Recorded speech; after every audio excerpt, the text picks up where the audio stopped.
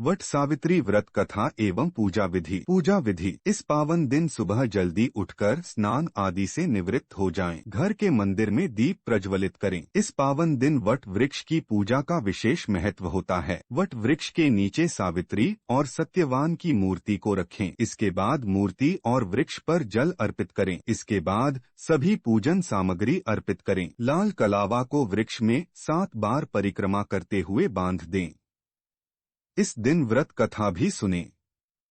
इस दिन भगवान का अधिक से अधिक ध्यान करें। वट सावित्री व्रत कथा। विवाहित महिलाओं के बीच अत्यधिक प्रचलित ज्येष्ठ कृष्ण अमावस्या के दिन आने वाले सावित्री व्रत की कथा निम्न प्रकार से है। भद्र देश के एक राजा थे जिनका नाम अश्वपति था। भद्र देश के राजा अश्वपति के कोई संतान न थी। उन्होंने संतान की प्राप्ति के लिए मंत्रोच्चारण के साथ प्रतिदिन 1 लाख आहुतियां दी। 18 वर्षों तक यह क्रम जारी रहा। इसके बाद सावित्री देवी ने प्रकट होकर वर दिया कि राजन तुझे एक तेजस्वी कन्या पैदा होगी। सावित्री देवी की कृपा से जन्म लेने के कारण से कन्या का नाम सावित्री रखा गया। कन्या बड़ी होकर बेहद रूपवान हुई। योग्य वर न मिलने की वजह से सावित्री के पिता दुखी थे। उन्होंने कन्या को स्वयं वर तलाशने भेजा। सावित्री तपोवन में भटकने लगी। वहां साल्व देश के राजा द्युमत्सेन रहते थे क्योंकि उनका राज्य किसी ने छीन लिया था। उनके पुत्र सत्यवान को देखकर सावित्री ने पति के रूप में उनका वरण किया। ऋषि राज नारद को जब यह बात पता चली तो वह राजा अश्वपति के पास पहुंचे और कहा कि हे राजन, यह क्या कर रहे हैं आप? सत्यवान गुणवान है, धर्मात्मा है और बलवान भी हैं, पर उसकी आयु बहुत छोटी है, वह अल्पायु है। 1 वर्ष के बाद ही उसकी मृत्यु हो जाएगी। ऋषि राज नारद की बात सुनकर राजा अश्वपति घोर चिंता में डूब गए। सावित्री ने उनसे कारण पूछा तो राजा ने कहा, पुत्री, तुमने जिस राजकुमार को अपने वर के रूप में चुना है वह अल्पायु है। तुम्हें किसी और को अपना जीवन साथी बनाना चाहिए। इस पर सावित्री ने कहा कि पिताजी, आर्य कन्याएं अपने पति का 1 बार ही वरण करती हैं, राजा 1 बार ही आज्ञा देता है और पंडित 1 बार ही प्रतिज्ञा करते हैं और कन्यादान भी 1 ही बार किया जाता है। सावित्री हठ करने लगी और बोली, मैं सत्यवान से ही विवाह करूंगी। राजा अश्वपति ने सावित्री का विवाह सत्यवान से कर दिया। सावित्री अपने ससुराल पहुंचते ही सास-ससुर की सेवा करने लगी। समय बीतता चला गया। नारद मुनि ने सावित्री को पहले ही सत्यवान की मृत्यु के दिन के बारे में बता दिया था। वह दिन जैसे जैसे करीब आने लगा, सावित्री अधीर होने लगी। उन्होंने 3 दिन पहले से ही उपवास शुरू कर दिया। नारद मुनि द्वारा कथित निश्चित तिथि पर पितरों का पूजन किया। हर दिन की तरह सत्यवान उस दिन भी लकड़ी काटने जंगल चले गए, साथ में सावित्री भी गईं। जंगल में पहुंचकर सत्यवान लकड़ी काटने के लिए एक पेड़ पर चढ़ गए।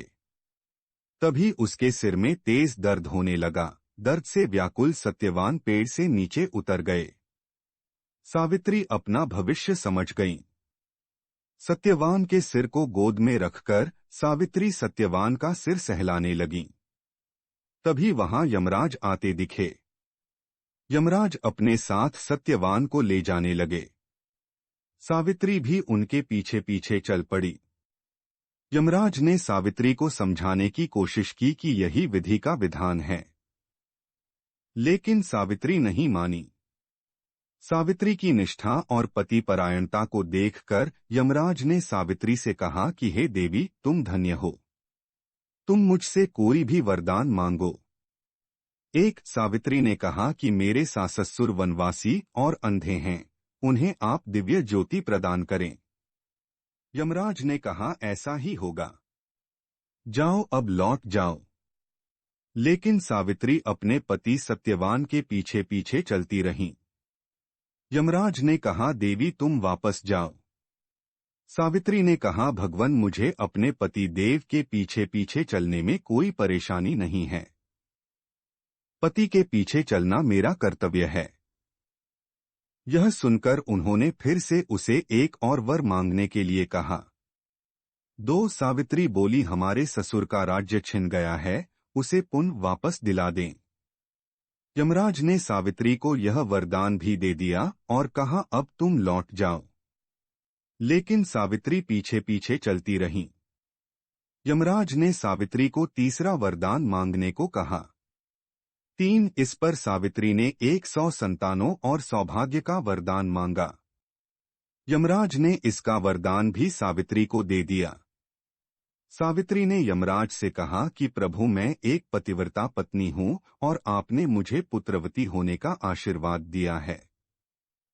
यह सुनकर यमराज को सत्यवान के प्राण छोड़ने पड़े।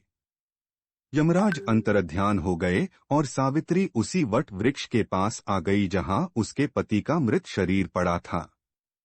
सत्यवान जीवंत हो गया और दोनों खुशी खुशी अपने राज्य की ओर चल पड़े। दोनों जब घर पहुंचे तो देखा कि माता पिता को दिव्य ज्योति प्राप्त हो गई है। इस प्रकार सावित्री सत्यवान चिरकाल तक राज्य सुख भोगते रहे। पतिव्रता सावित्री के अनुरूप ही प्रथम अपने सास-ससुर का उचित पूजन करने के साथ ही अन्य विधियों को प्रारंभ करें। वट सावित्री व्रत करने और इस कथा को सुनने से उपवासक के वैवाहिक जीवन या जीवन साथी की आयु पर किसी प्रकार का कोई संकट आया भी हो तो वो टल जाता है। वट सावित्री पूजा मुहूर्त। अमावस्या तिथि प्रारंभ 5 जून 2024 को शाम के 7:54 बजे। अमावस्या तिथि समाप्त 6 जून 2024 को शाम के 6:07 बजे।